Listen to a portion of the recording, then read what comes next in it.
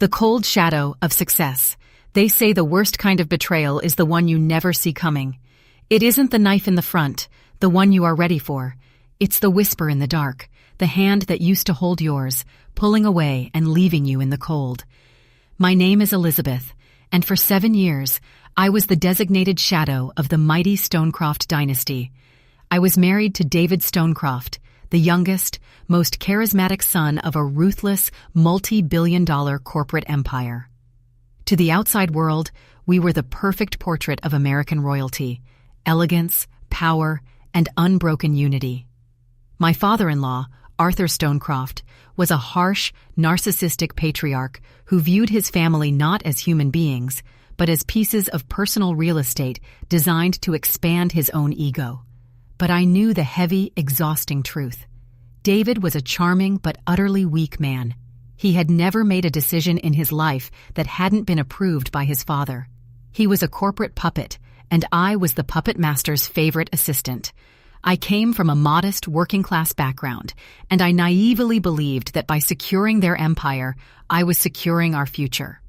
I thought that if I showed absolute loyalty, if I kept my head down, and if I protected their wealth without ever demanding recognition, they would eventually treat me like a real daughter. For 7 years, I was the one who restructured failing portfolios in the dead of night, who navigated complex federal tax audits, and who found legal ways to keep Arthur's offshore accounts completely invisible to regulators. I was the invisible engine running their entire empire while they sat in the back of the limousine, collecting the applause. Arthur and David viewed me as a glorified clerk, someone who was useful for administrative tasks, but utterly disposable.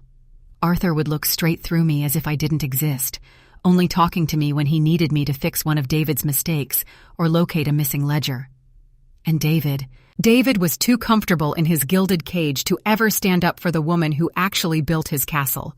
I swallowed my pride, I accepted the condescension, and I endured the silence for one single reason.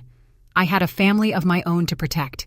I didn't care about their mansions, their private yachts, or their high society gala invitations. I just wanted a secure, stable life for myself and my most precious treasure, my 5-year-old daughter, Chloe. The silent storm. For 7 years, I believed that my value lay in what I could build for them. I didn't understand that to the Stonecrofts, I was just a disposable asset with a finite usefulness. But then, everything I had worked for was shattered in a single afternoon. It was my mother-in-law Eleanor's highly publicized annual fundraising gala at the magnificent, century-old Stonecroft Ancestral estate, a sprawling fortress that had been in their family for 4 generations. This estate wasn't just land, it was their holy temple of self-importance. Every high society family, international business mogul, and state politician was there, sipping expensive champagne and celebrating the greatness of the Stonecroft legacy. Chloe was a sensitive, imaginative girl who hated the loud, artificial crowds. She was 5 years old, and she just wanted to be home, playing with her coloring books. Near the end of the evening, Chloe began to cry, overwhelmed by the chaos. David, embarrassed and irritated by her disrespectful behavior, ordered me to take her outside and fix it. He didn't offer to help. He didn't ask how she was doing. He just wanted her out of the room. As the heavy mahogany front doors closed behind us, I found myself on the sprawling front lawn of the estate, trying to comfort my weeping child while the triumphant laughter from inside the gala echoed around us. Then, the sky turned a dark, bruised purple, and the rain began. It wasn't a soft summer shower.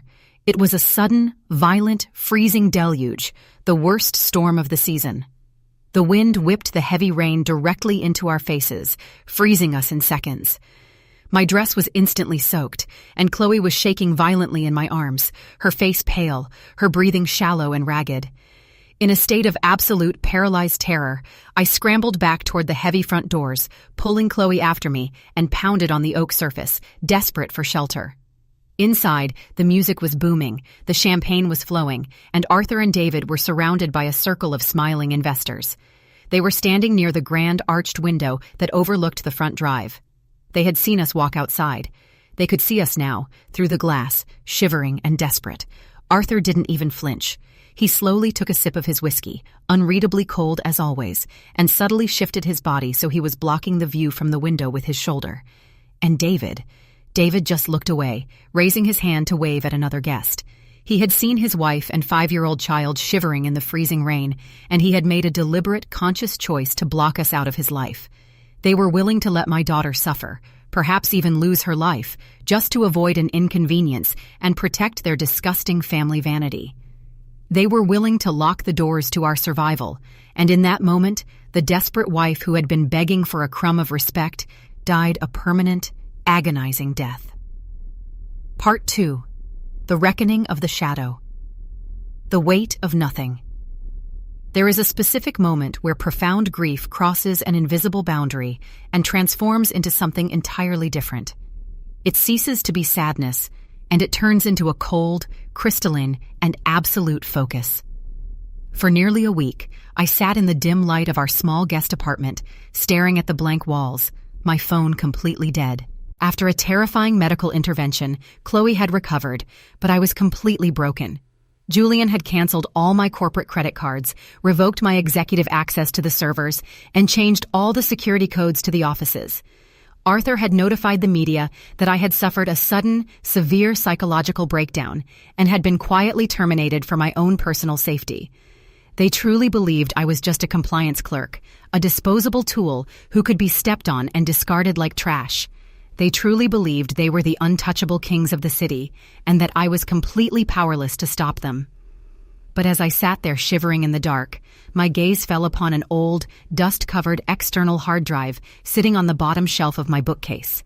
It was a secondary, localized backup drive that I had disconnected from the main corporate mainframe over a year ago to perform independent system stress tests. Julian, in his supreme arrogance, had forgotten that I didn't just operate their systems. I had built them from scratch. I had designed every security layer, every automated cross-collateralized loan loop, and every digital cryptographic key that held their empire together.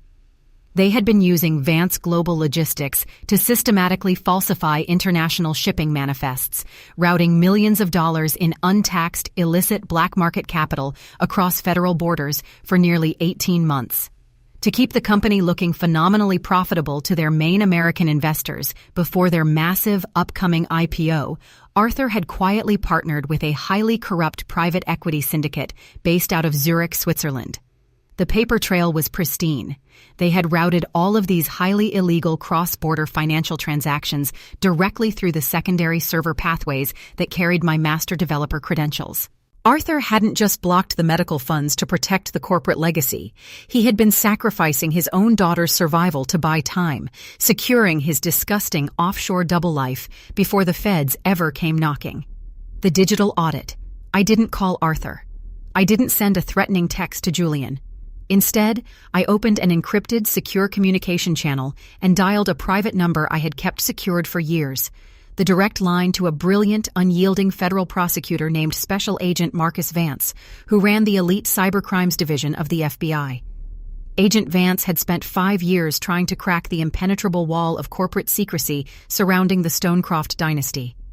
When I arrived at his hidden federal briefing room and revealed the contents of my secure hard drive, his face went completely pale. "Clara," Agent Vance said, looking up from the glowing monitors with an expression of pure, unadulterated awe. "If these digital logs are authentic, your father-in-law hasn't just committed basic corporate fraud. He has orchestrated one of the largest, most sophisticated international asset laundering schemes this district has seen in a decade. But you realize that because your master developer credentials were used to build these routes, a standard investigation would put you right in the crosshairs alongside him." "I know," I replied, my voice completely calm, steady, and devoid of any fear. "That is exactly why I am sitting here tonight. I am not here to hide, Agent Vance. I am act as your primary federal informant. I have full, live mirror access to the entire Stonecroft global mainframe through a hidden local backup loop. I can give you the real-time, unedited administrative keys to track the next major illicit wire transfer. But I want an absolute, ironclad federal immunity agreement for myself, and I want a completely synchronized public seizure of every single asset registered under Arthur's name." "You want to completely liquidate him?" "No," I corrected him coldly, looking him dead in the eye. Arthur told me that he owns the banks, he owns the media, and he owns the city. I don't want him to just face a quiet lawsuit. I want the federal government to completely empty his kingdom right at the moment of his greatest public triumph. I want him to watch his entire universe vanish into thin air, and I want him to know that I am the one who handed him the handcuffs. The trap was fully set. Part 3. The Zero Legacy Protocol. The Deal in the Shadows. Over the next 7 days, while my family completely ignored my existence, believing they had successfully crushed me into submission, Agent Marcus and I worked deep in the shadows. We prepared an airtight, multi-layered federal trap. We called it the Zero Legacy Protocol. It was a perfectly synchronized digital, legal, and financial strike designed to completely drain their corporate bank accounts, foreclose on their properties, and strip them of every single ounce of their unearned wealth at the exact second of their greatest public triumph. Because Arthur was too lazy to understand how code functioned and David was too incompetent to manage operational data, they relied entirely on me to build their primary automated freight scheduling software, their digital customs clearance loops, and their cross-collateralized international bank routing links.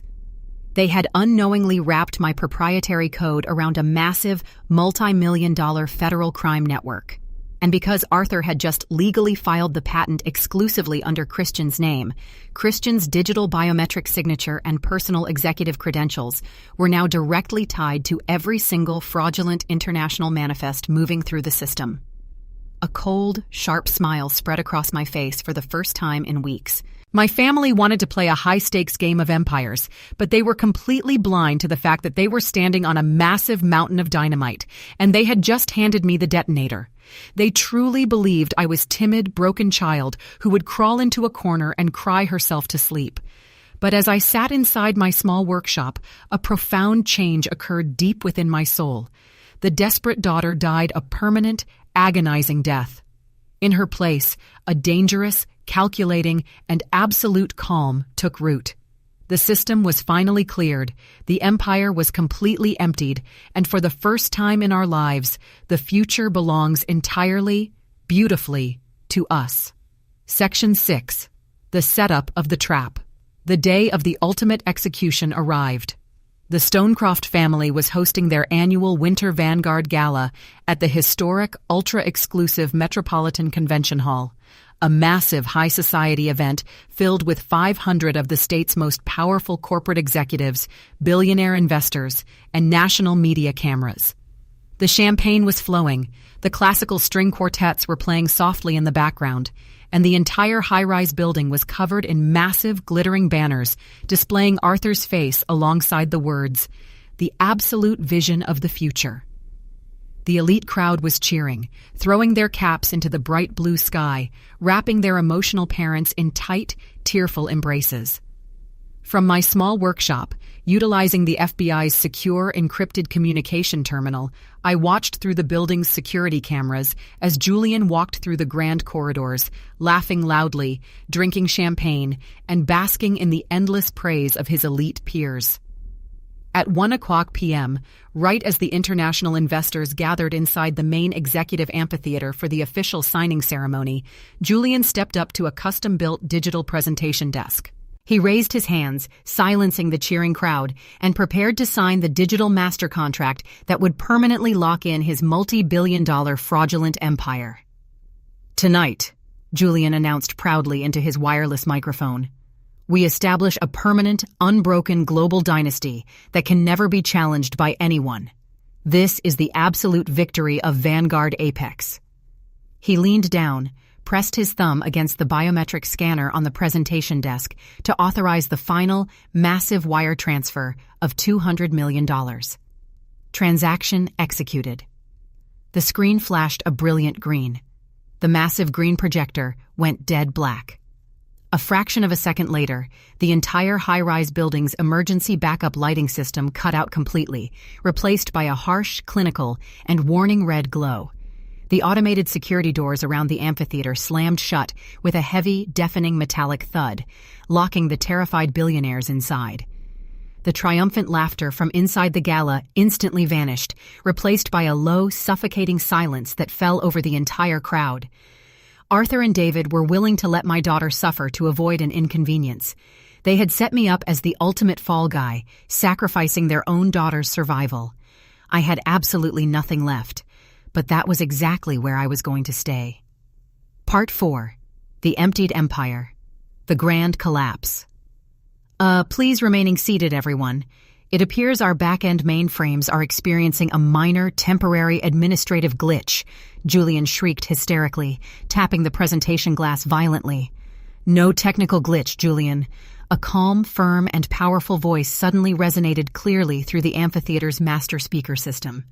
The massive projector screen flickered back to life, but it didn't display Julian's corporate branding. It displayed a live, real-time federal seizure notice from the United States Department of Justice, stamped with the official gold seal of the Federal Bureau of Investigation. Directly underneath the seal, a live, scrolling digital audit trail began to play, exposing every single one of Julian's forged documents, the Zurich money-laundering wire receipts, and the detailed wire connecting him to the international black market syndicates. The entire amphitheater erupted into pure, unadulterated chaos as Tactica federal agents dressed in full body armor burst through the heavy rear entrance doors, marching directly down the center aisles with absolute military precision. Special Agent Marcus Vance led the charge, walking calmly up the steps of the grand stage, holding a thick official federal arrest warrant directly in front of my father's trembling, pale face. "Lawrence Vance, Christian Vance," Agent Marcus announced. "By order of the Federal District Court, you are under arrest for multi-million-dollar international wire fraud, systematic asset laundering, corporate forgery, and customs violations. As of 3:02 p.m. today, all liquid bank accounts, corporate shipping titles, real estate assets, and master trademarks connected to Vance Global Logistics have been officially seized and frozen." Arthur staggered off the stage, his hands shaking violently as his eyes wildly scanned the panicked crowd, searching for a way out of the living nightmare. Inside, the music was booming, the champagne was flowing, and Arthur and David were surrounded by investors, unreadably cold as always, block us out of his life. David had made a deliberate, conscious choice to avoid an inconvenience.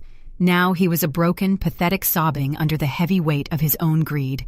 The ashes of the dynasty. I had spent 10 years building your systems for free, begging for respect. Now, I simply took the money you spent on a yacht to pay for Chloe's recovery. You had made a deliberate choice to avoid an inconvenience. Today, Chloe is inside a world-class medical institute, surrounded by the finest doctors money can buy, her recovery moving forward beautifully thanks to the secure trust fund her family inadvertently provided. As for Arthur and David, they were left with absolutely nothing but their empty pride, a mountain of criminal indictments, and the public shame of their own corruption. The entire high-rise building's emergency power grid cut out completely, and the automated security doors around the amphitheater slammed shut with a heavy thud, locking the terrified billionaires inside. Before anyone in the room could let out a breath, the tactical federal agents violently breached the double doors. The golden boy, golden, who had never made a decision without his father. They had used my name for their federal fraud, sacrificed Chloe for their offshore Zurich wealth, blocking me from all medical funds and canceling my corporate access entirely. I closed my laptop and looked out at the glowing city. The system was cleaned, and the empire was emptied. Arthur and David were led away in chains in front of every major news crew in the country, looking pathetic. They wanted to rule the city, but they ended with a concrete floor and the freezing realization that a true legacy can only be earned. If your own family had blocked life-saving medical funds for your spouse just to fund a secret affair and buy luxury yachts, would you have emptied their entire empire like Ethan did? Or would you have handled it quietly through the standard courts? Let me know your thoughts in the comments below, and don't forget to like, comment, and subscribe for more dramatic tales of absolute emotional justice.